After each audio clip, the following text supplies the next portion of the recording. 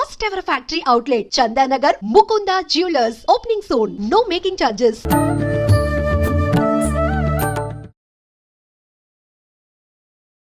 నమస్కారం, welcome to I dream. ధర్మ మార్గం విత్ విజిత కార్యక్రమానికి స్వాగతం. ప్రస్తుతం మనతో పాటు ఉన్నారు. ఆయన ఎంతో మంది గురువుల్ని మనందరికీ పరిచయం చేశారు. మీడియా ద్వారా ఎంతోమంది గురువుల్ని మన ముందరుంచి ఎన్నెన్నో మంచి విషయాలు మాట్లాడి మనందరికీ ఎంతో జ్ఞానాన్ని సంపాదించి పెట్టారని చెప్పాలి. ఆయన ప్రముఖ ఆధ్యాత్మికవేత్త కూడా, జ్యోతిష పండితులు కూడా. ఆయన ఎవరో కాదండి, మారెళ్ళ రవిశాస్త్రి గారు. ఇప్పుడు వారితో మాట్లాడి మరిన్ని విషయాలు తెలుసుకుందాం. నమస్తే అండి. ఎలా ఉన్నారు? సూపర్. మంత్రసిద్ధి అంటుంటారు. చాలామంది ఫాలో అవుతుంటారు కూడా, మంత్రసిద్ధి చేస్తూ ఉంటారు. అయితే ఈ మంత్రసిద్ధి వల్ల మిరాకిల్స్ జరుగుతాయా? ఎటువంటి మిరాకిల్స్ జరిగే అవకాశం ఉంటుంది? మంత్రం చేస్తే, మంత్రం అనేది మనల్ని రక్షించేది. మన్నాత్రాయితి ఇది మంత్ర. మంత్రం అనేది మనల్ని రక్షిస్తూ ఉంది. ఎట్లా అంటే, మనం మంత్ర దేవతకి పూర్వకాలంలో ఒక ఎనర్జీ ఉంటుంది, దానికి ఒక మైండ్ సెట్ అనేది ఉంటుంది. మనం మంత్ర సాధన చేస్తూ ఉన్నప్పుడు ఆటోమేటిక్గా మంత్ర తాలూకు ఒక ఎనర్జీ ఉంటుంది. ఇప్పుడు ఫర్ ఎగ్జాంపుల్, ఒక ఉగ్రదేవత సాధన చేశారనుకోండి, ఇతను సాత్వికుడే. ఉగ్రదేవత సాధన చేస్తూ చేస్తూ చేస్తూ చేస్తూ ఒక 5 లక్షలు 10 లక్షలు, 5,000 10,000కి ఏం కాదు, ఒక 5 లక్షలు 10 లక్షలు దాటి వెళ్ళిపోయింది అనుకోండి, ఏమవుతుంది అంటే వీళ్ళ మైండ్ ఫిజికల్గా వచ్చిన కర్మ తాలూకు ఏదైతే మైండ్ ఉందో, ఆ కర్మ తాలూకు మైండ్తో పాటు దేవతా తాలూకు మైండ్ సెట్ అనేది కొంత వస్తుంది. ఓ 10%, ఓ 10 లక్షల వంగనే ఓ 10% అనుకున్నాం. ఆ 10% రాగానే ఇతను ఏం చేస్తాడు అంటే, తెలియకుండా ఇప్పుడు ఒక గాయత్రి సాధన చేశారు. గాయత్రి సంపూర్ణ సిద్ధి 24 లక్షలు, 24 లక్షలు. రోజుకి ఒక 1000 చేస్తూ 2000 చేస్తూ వెళ్ళిపోతున్నారు. ఒక 1 ఇయర్ తర్వాత ఇతనికి ఏమైపోతుందంటే, ఇతని ఆలోచన విధానంతో పాటు దేవత ఆలోచన విధానం కూడా ఇతనికి యాడ్ అయ్యి ఉంటుంది. ఓకే, ఒక 10% 20% మైండ్ యాడ్ అయి ఉంటుంది. అప్పుడు ఈయన ప్రవర్తన తెలియకుండా ఆ 20% అనేది ఆ దేవత తాలూకు చెప్పినటువంటి లక్షణాలు ఏవైతే ఉన్నాయో అవి ప్రవర్తనలోకి వస్తాయి. ఇప్పుడు లలిత బాగా చేశారు, లాలిన్యత పెరుగుతుంది, ఆమె పిలుపులోనే ప్రేమ ఉంటుంది. ఏమ్మా బాగున్నావా అంటే మనకి ఎక్కడి నుంచో అబ్బా ఏం పలకరించింది ఆవిడ అన్నట్టు ఉంటుంది లలిత చేసేవాళ్ళు అనమాట. అదే కాళీ చేసేవాళ్ళు, బాగా ఉగ్రకాళియో భైరవుడో చేసేవాళ్ళు, ఇట్లా చూడంగానే ఎవరి నాయన వాడు చంపేసేటట్టు అని ఫీలింగ్ కలుగుతుంది. ఎందుకు? ఆ ఉగ్ర రూపం మనకు కనిపిస్తుంది. సో అలా ఒక లలిత చేసేవాళ్ళు కానీ, ఏ దేవత అయితే చేస్తారో, ఏ ఉపాసన అయితే చేస్తారో, ఇప్పుడు బాలా చేసేవాళ్ళు ఉన్నారు, వాళ్ళు ఎప్పుడు చిన్నపిల్లల్లాగే ఉంటారు. ఓకే, ఆ లక్షణాలు దిగిపోతాయి. అలా లక్షణాలు దిగిపోయినప్పుడు ఓ 20% వచ్చిందనుకోండి, వాళ్ళలో కనిపిస్తూ ఉంటాయి, అబ్బా వీళ్ళు మంచి ఉపాసకులురా అని. అదే 30% అయింది, ఇంకా ఎక్కువ ప్రజెంట్ అది 50% అవుతుంది. అంటే వీళ్ళ కర్మ తాలూకు మైండ్ ఒక 50%, ఇది దేవతా తాలూకు మైండ్ ఒక 50% అవుతుంది. అప్పుడు ఈజ్ ఈక్వల్గా సగం దేవతలాగా సగం తన కర్మలతో అనుభవిస్తున్నట్టుగా ఉంటుంది. అప్పుడు చూసినప్పుడు అబ్బా వీడు సిద్ధి అంటారు. అది నిజమైన సిద్ధి. అంటే వీడి మైండ్, కర్మ తాలూకు మైండ్ ఇది అనమాట. అది ఎలా జరుగుతుంది అంటే, ఈ కర్మ తాలూకు మైండ్ మారదు, ఇది ఎక్స్పాన్షన్ అవుతూ ఉంటుంది. ఓకే, అంటే మన వ్యాకోచం అంటే విశాలత్వం పెరుగుతూ ఉంటుంది. ఆ విశాలత్వంలో ఆటోమేటిక్గా 2 ఈక్వల్ అయినప్పుడు మనకు సిద్ధి కలిగింది అంటారు. ఇది కర్మ తాలూకు మైండ్ అలానే ఉంటుంది. ఇది పెరుగుతూ పెరుగుతూ పెరుగుతూ ఇది 90% వెళ్ళి ఇది 10% వచ్చిందనుకోండి, అప్పుడు ఆయన్ని సిద్ధ పురుషుడు రా. ఆయన సాక్షాత్, ఇప్పుడు మనకి కృతాళం స్వామివారిని చూస్తే ఆయన సాక్షాత్ కాలభైరవుడు స్వరూపుడు రా, ఆయన మహానుభావుడు రా అంటే. ఎందుకు? ఆయన అంత సిద్ధ పురుషుడు. ఇప్పుడు లైవ్లో ఉన్న వ్యక్తి, లైవ్లో ఉన్నారు వాళ్ళు, కృతాళం స్వామివారు, పరమహంస పరివ్రాజకాచార్యులు శ్రీ శ్రీ సిద్ధేశ్వరానంద భారతి స్వాములు, అలాంటి వారు ఎంతోమంది ఉన్నారు సిద్ధపురుషులు. ఇప్పుడు మంత్రశాస్త్రంలో చూసుకుంటే వద్దిపతి పద్మాకర్ గారు, దేవిదాస్ గారు, నేను ఇంటర్వ్యూలు చేసిన వాళ్ళు, వీళ్ళందరూ సిద్ధత్వాన్ని సాధించిన వాళ్ళు. అలా ఆ సిద్ధత్వాన్ని సాధించినప్పుడు వారి యొక్క ఎనర్జీ, కర్మ తాలూకు ఎనర్జీ కంటే 90% వాళ్ళు దేవతా లక్షణాలతో కనిపిస్తూ ఉంటారు కాబట్టి వాళ్ళు సాక్షాత్ దైవ స్వరూపులుగా ఉంటుంది. వాళ్ళకు కూడా కర్మ ఉంటుంది, వాళ్ళకు కూడా కర్మ తాలూకు కొన్ని ఇబ్బందులు ఉంటాయి. కానీ ఇది అనమాట, ఇది ఎప్పుడైతే ఇలా జరిగిందో ఆటోమేటిక్గా వాళ్ళ పనులు వాళ్ళ చేతుల్లో ఉండవు, ఆటోమేటిక్గా ఆ ఎనర్జీ జరిపించుకుంటూ పోతుంది. ఇప్పుడు మనకు ఒక సామాన్యుడు ఒక గుడి కట్టాలి అనే సంకల్పం పెట్టినప్పుడు ఆ గుడికి పెట్టి కొంత వాడికి అదే ధ్యాసలో ఉండి ఒక 3-4 ఏళ్ళు ఉన్నప్పుడు ఏమవుతుంది, ఆ దైవం తాలూకు ఎనర్జీస్ వాళ్ళలోకి వచ్చేసి వాళ్ళు అక్కడ కూర్చొని ఉంటాడు. ఈయన ఇంత పెద్ద గుడి కట్టిందని మనం ఆ వ్యక్తులను చూసినప్పుడు షాక్ అవుతాం. అవును, ఓకే, ఎందుకు అతను కాదు, అతని వెనక ఉన్న ఎనర్జీ నడిపించింది. అలా మనం ఏ దేవతా మంత్రాన్నైతే సాధన చేస్తూ ఉంటామో దాని తాలూకు ఫలితాలు వస్తాయి. మీకు ఒక ఎగ్జాంపుల్ చెప్తాను. నా దగ్గరికి ఒక చిన్న పాప వచ్చింది, ఒక 9 ఇయర్స్ పాప. ఆ పాప వచ్చేసి బ్లడ్ క్యాన్సర్తో సఫర్ అవుతుంది. సఫర్ అవుతూ ఉంటే ఆ పాప ఏంది, ఫాదర్లీ రిలేషన్ తక్కువ, అంటే ఫాదర్తో రిలేషన్ తక్కువ.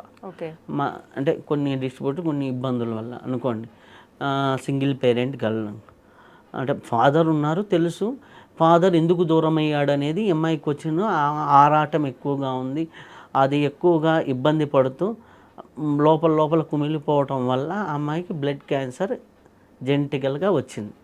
ఓకే, అంటే మనకి జాతకం ప్రకారం ఫాదర్లీ కనెక్షన్ తక్కువ అవటం వల్ల ఆటోమేటిక్గా సన్ ఎనర్జీ తక్కువ ఉంటాడు. సన్ ఎనర్జీ తక్కువ ఉంటే ఆటోమేటిక్గా బ్లడ్ మీద ఇన్ఫ్లుయెన్స్ పడుతుంది. అది ఏ రకంగా అయినా పడవచ్చు, అది క్యాన్సర్గా పడవచ్చు, బీపీగా పడవచ్చు, ఎలాగైనా పడవచ్చు. సో ఆ అమ్మాయి క్యాన్సర్గా పడింది. సో అక్కడ తగ్గిన గ్రహం ఎవరు, మన తండ్రి అధిపతిగా మనం సూర్యుడిని చూస్తాం. సూర్యుడి ఎనర్జీ లేదు అమ్మాయికి. అప్పుడు నేను ఏమని చెప్పాను, ఆ అమ్మాయికి ఏ మంత్రం చెప్పలేను, ఏమీ చెప్పలేను. నీ సూర్యుడు నీ ఫ్రెండ్ అమ్మా, సూర్యుడితో సూర్యుడు నాకు ఎనర్జీ ఇవ్వు, సూర్యుడు నాకు నువ్వు నా ఫ్రెండు కదా, నా ఆరోగ్యం తగ్గించు అని ఇట్లా జనరల్గా మెడిటేషన్ అఫర్మేషన్స్ లాగా కొన్ని అఫర్మేషన్ చెప్పా. ఆ అమ్మాయి రోజు నువ్వు నా ఫ్రెండు అంట కదా, నువ్వు నా ఫ్రెండు అయితే నాకు ఎందుకు ఈ రోగాన్ని ఇచ్చావు, నువ్వు నాలో తొందరగా దూరి తగ్గించవచ్చు కదా అనేది ఇట్లా సూర్యుడు ముందర కూర్చొని ఉదయం పూట నేను ఊరికి జస్ట్ ఆ అమ్మాయికి ఏదో వాక్యాలు చెప్పా, కానీ ఆ అమ్మాయి ఆచరించడం మొదలుపెట్టింది. ఇక్కడ ఆచరణ, సాధన, ఆచరణ ఇంపార్టెంట్. ఆ అమ్మాయి చేయటం మొదలుపెట్టిన తర్వాత ఓ 2-3 వీక్స్ తర్వాత క్యాన్సర్ టెస్ట్కి వెళ్తే సెల్ కణాలు పెరగటంలా రివర్స్ అయ్యడం మొదలుపెట్టింది. ఓకే, రివర్స్ అవ్వడం మొదలుపెట్టింది. అలా రివర్స్ అయ్యి అమ్మాయికి ఒకనొక లెవెల్కి క్యాన్సర్ ఉంది బాడీలో, క్యాన్సర్ ఆగిపోయింది, పెరగటంలా తగ్గటంలా, అంటే పూర్తిగా పోలా, బ్యాలెన్స్డ్గా ఉంది. ఆ అమ్మాయిని చూసి చాలామంది పిల్లల్ని క్యాన్సర్ హాస్పిటల్లో సూర్యుడి దగ్గర తీసుకువెళ్ళి చూపిస్తున్నారు. వాళ్ళకి సూర్యుడు వీక్గా ఉన్నాడా లేదా నాకు తెలియదు, కానీ ఆ అమ్మాయి ఏ స్థితికి వెళ్ళింది అంటే సూర్యుడు నా ఫ్రెండు, సూర్యుడు నా ఇది అనేసి. అయితే లాస్ట్ సమ్మర్లో అమ్మాయి చెప్పిన ఎక్స్పీరియన్స్, నేను చిన్నపిల్లని ఆడుకోవాలి కదా సమ్మర్లో, నువ్వు ఇంత ఎండగా కాస్తే ఎట్లా, నేను ఆడుకోబనలేదా అంటే ఆ ఏరియాలో మేఘాలు వచ్చాయి. అంటే వింటున్నాడు అమ్మాయి రియాక్షన్. ఆ మేఘాల్లో కొద్దిగా తుప్పర్లు పడిపోయాయి, అంటే ఎక్కువ వర్షం కాదు, ఊరక చిలకరిచ్చినట్టు. అంటే ఇది నేను ఎక్కడ చూశాను అంటే మాస్టర్ ఈకే గారు, మాస్టర్ సివివి గారు వాళ్ళు నడిచి వెళ్తుంటే పైన మేఘాలు వచ్చాయి, వాళ్ళ పాదాలకి చెప్పులు లేకుండా నడుస్తున్నా అని ఉన్నా. ఒక యోగుల చరిత్రలో ఉండేవి. ఒక అమ్మాయి ప్రాక్టికల్గా చూపించింది. అక్కడ ఏంటి ఆ సాధన, ఇన్నోసెన్స్ అండ్ ప్యూరిటీ. నువ్వు ఇన్నోసెన్స్గా, నీకు మామూలు చిన్నపిల్లవాడు కింద పడ్డప్పుడు అమ్మా అని పిలుస్తాడు, వాడు ఇన్నోసెన్స్ ఏంది, అమ్మ వస్తుంది అని. నువ్వు అలాగే భగవంతుడు వస్తాడు అని కానీ పిలవగలిగితే ఖచ్చితంగా భగవంతుడు వస్తాడు. నువ్వు అమ్మని పిలిచినప్పుడు ఎలాగైతే వస్తాడు అని నమ్మకంతో, స్వచ్ఛతతో, ప్యూరిటీతో పిలుస్తున్నావో దానికి ఏ నియమాలు, ఏ నిష్టలు ఏమీ అవసరంలా. నీలో ఆ స్వచ్ఛత ఉందా, ఆ కల్మషం లేని మనస్సు ఉందా, ఆ కల్మషం లేని తత్వం ఉందా, పిలిచావా. దానికి మంత్రం కూడా అవసరం లేదు. నేను మొన్న కాశీ వెళ్ళాను. కాశీ వెళ్ళేసి అక్కడ ఒక అమ్మవారి గుడిలోకి వెళ్ళి హ్యాపీగా హ్యాపీగా తెలుసు కాబట్టి హ్యాపీగా వాళ్ళు అభిషేకం మీరే చేయండి అన్నారు. హ్యాపీగా నేను చేస్తున్నా ఏదో అమ్మకి చేస్తున్నా. అమ్మకి హ్యాపీగా తల మీద నీట్గా రుద్ది చేస్తున్నా, చేతులు రుద్దుతున్నా, పంచామృతాలతో చేస్తున్నా. ఏమ్మా బాగుందా స్నానం, ఏమ్మా బాగుందా అబ్బో అని అంటే అక్కడ ఏమైపోయింది? చాలా అద్భుతం. ఇంకొక ఆవిడని నేను చూశాను. ఆమె రాధా ఉపాసకులు. ఆమె కృష్ణుడిని చంటి బిడ్డలాగే చూసుకుంటుంది. ఆమె ఎలా తెలుసా, నైవేద్యం వండిన తర్వాత డైరెక్ట్గా పెడితే అబ్బా ఇంత వేడి అన్నము ఎట్లా తింటాడు కన్నయ్య, కొద్దిగా చల్లార్చి పెడదాం, చలికాలం వచ్చింది కదా నీకు వేడి నీళ్ళు ఇస్తున్నా నైవేద్యంలో, వేడి నీళ్ళు తాగు, గొంతు ఎక్కడ ఇబ్బంది లేకుండా ఉంటుంది. నీకు దీపహారతి ఇచ్చేటప్పుడు కూడా హారతి ఇచ్చేటప్పుడు దగ్గరగా ఉంటే కన్నయ్యకి సెగ తగులుతుంది, దూరంగా పెట్టు.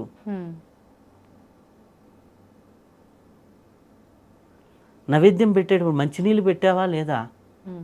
7 అయింది, కన్నయ్యకి పాలు పెట్టకపోతే ఎట్లా నైవేద్యానికి? 12 అయింది, భోజనం పెట్టాలి కదా, పూజ అయిందా కాలేదా అనవసరం ఆమెకి. ఒక మనిషితో ఎలా ఉంటామో ఇంట్లో ఉన్న వాళ్ళతో అలానే ఉంటుంది. ఆమె చెప్పిన ఒక ఎక్స్పీరియన్స్, ఆమె 70 years బాత్రూంలో జారి పడబోతే ఎవరో వెనకొచ్చి ఇట్లా చేయబెట్టినట్టు అనిపించింది.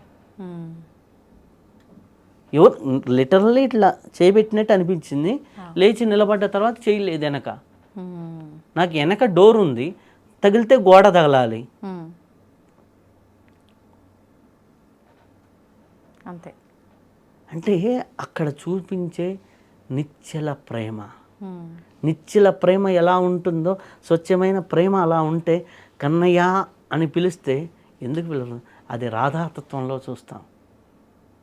రాధా అమ్మవారిని పూజించే వాళ్ళు ఎలా చూస్తారంటే ఎంత స్వచ్ఛమైన ప్రేమ. అక్కడ కృష్ణుడు ఉన్నాడు. కృష్ణుడికి చన్నీళ్ళు అభిషేకం ఏంటి? కొద్దిగా వేడి నీళ్ళు చేద్దాం. అబ్బా మరీ వేడిగా ఉన్నాయా లేదా? కుంకుడుకాయ పెట్టాలా లేదా? అభిషేకం చేయాలా లేదా? ఎన్ని నీళ్ళు ఎక్కువ నీళ్ళు అందరం పోస్తే జలుబు చేస్తుందేమో కన్నయ్యకి. పూలు వేసేటప్పుడు కూడా గట్టిగా పూలతో కొడితే కన్నయ్యకి దెబ్బ తగులుతుంది. పాదాల దగ్గర వేయండి. ఎక్కువ పూలు వేసేస్తే ఆయనకి వేడి తగులుతుంది. పూలు పక్కగా జరపండి. అక్కడ కన్నయ్య ఉన్నాడా లేదా? ఉన్నాడు కాబట్టి అలా చేస్తుంది ఆమె భావన ప్రకారంగా. ఆ ఉన్నాడు అంటే ఉన్నది. యద్భావం తద్భవతి అన్నారు. యత్ కర్మ తద్భవతి అనలా, యత్ చేష్ట తద్భవతి అనలా. నేను 1,00,000 పూలతో చేస్తాను దేవుడు ఎక్కువ మెచ్చుతాడు అనలా. ఒక్క పువ్వు అయినా నేనున్నాను అనే భావంతో పెడుతున్నావా? ఒక్క పువ్వు అయినా ఇది నాకు అర్పిస్తున్నానని పెడుతున్నావా? మనం దేవుడికి నైవేద్యం ఇస్తాం. భగవంతుడికే నివేదన ఇవ్వగలిగిన వాడికి వీడికి ఆహార కొలత ఉంటుందా? భగవంతుడికే అన్నం పెట్టగలిగిన వాడికి వీడికి ఉంటుందా? అందుకోసం నివేదన ఇవ్వాలి. నువ్వు భగవంతుడికి ప్రాణాయస్వ ఆపానాయస్వ అంటున్నావంటే, పంచ ప్రాణాలతో నువ్వు నివేదన ఇస్తున్నావు అంటే పంచతత్వాలు నీలో వృద్ధి చేసుకుంటున్నావు. ప్రకృతిలో పంచతత్వాలు వృద్ధి చేపిస్తున్నావు. శివుడి మీద నీళ్ళు పోస్తున్నప్పుడు శివుడికి మనం ఏదో అభిషేకం చేస్తున్నాం కాదు. శివ అంటే భూమండలంలో ఉన్న ఉష్ణతత్వాన్ని తగ్గిస్తున్నానని భావనతో శివుడి మీద నీళ్ళు పోయాలి. గ్లోబల్ వార్మింగ్ తగ్గుతుంది దానివల్ల. గ్లోబల్ వార్మింగ్ తగ్గించడానికి కృషి చేసినోడికి నీలో ఉష్ణతత్వం ఎక్కడ ఉంటుంది? అది శివాభిషేకం. అంత ప్రేమగా చేస్తున్నామా? ఎక్కడికి వెళ్ళినా విఐపి టికెట్స్, లేకపోతే లగ్జరీగా వెళ్తున్నాం, నేను శివుడికి అభిషేకం చేశాను, లేకపోతే నేను పూజ చేశాను. ఎవరు పూజ చేయాలి? ఆ పువ్వే లేకపోతే నువ్వెక్కడి నుంచి పూజ చేసావు? పువ్వును సృష్టించింది భగవంతుడే, నిన్ను సృష్టించింది భగవంతుడే, నీకు కుటుంబాన్ని ఇచ్చింది భగవంతుడే, నీ చుట్టూ ఉన్న ఎన్విరాన్మెంట్ని ఇచ్చింది భగవంతుడే. కాబట్టి ఆ భగవత్ తత్వాన్ని నీలో నింపుకోవడానికి మంత్రమని, ధ్యానమని, యోగమని ఇన్ని రకాలుగా చెప్పారు తప్పితే నువ్వు నిష్కల్మషంగా భగవంతుడు ఉన్నాడు అని నిలపగలిగితే ఉన్నాడు, అన్నీ పొందొచ్చు, అన్నీ సాధించవచ్చు.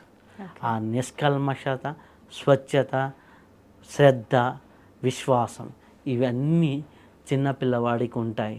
అమ్మ అని పిలిస్తే పలుకుతుందమ్మ.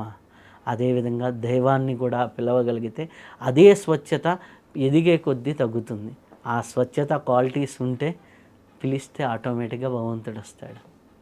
అద్భుతం, నిజంగా చాలా బాగుంది మీరు చెప్పిన విధానం కూడా. అంటే కన్నయ్య విషయంలో తను చేసిన బిహేవియర్ అదంతా కూడా, అంటే మనం ఉండాల్సింది నిజంగా ఎంత భక్తితో చేస్తున్నాము అనేదే చూసుకోవాలి తప్ప ఎంత ఆడంబరంగా చేస్తున్నాము అనేది కాదు. ఎవరికైనా సరే, అది వయసులో పెద్దవాళ్ళైనా చిన్నవాళ్ళైనా, చిన్న పిల్లల మనస్తత్వంతో చేస్తే అదే కల్మషం లేని భక్తి, కల్మషం లేని సేవ ఆయనకి. అంతే. చక్కటి మాటలు. ఆ స్థితి వస్తే నీకు సిద్ధి వస్తుంది. సిద్ధి వస్తే ఎప్పుడు నువ్వు దేవుడు నీ దగ్గర ఉంటాడు. అవును, దేవుణ్ణి ఇంకప్పుడు నీ జీవితంలో ఇంకేమీ లేదు. నువ్వు చేస్తే కర్మ, భగవంతుడు చేస్తే లీల. అవును. కర్మలో నువ్వు ఉంటే ఇది నాకు కావాలి అనే కర్తృత్వ భావంతో నువ్వు చేస్తే కర్మ. కర్తృత్వం లేకుండా ఇది నా చేత భగవంతుడు చేయిస్తున్నాడు, అది లీలా వినోదం అయిపోయింది. అందుకని కృష్ణుడు చేశాడను, కృష్ణుడు లీల చేశాడు అంటాం. మనిషి చేశాడు అంటే మనిషికి ఆ కర్మ వర్తించింది.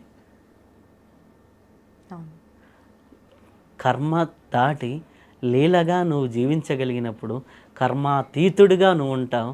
అది కర్మ అనే పెద్ద సబ్జెక్టులే కానీ మళ్ళీ ఓకే. కాకపోతే భగవంతుని ఆరాధన ప్రేమతో చేస్తే చాలా అద్భుతం. నిజంగా మీరు కూడా చాలా అద్భుతంగా చెప్పారు. ధన్యవాదాలు. ధన్యవాదాలు.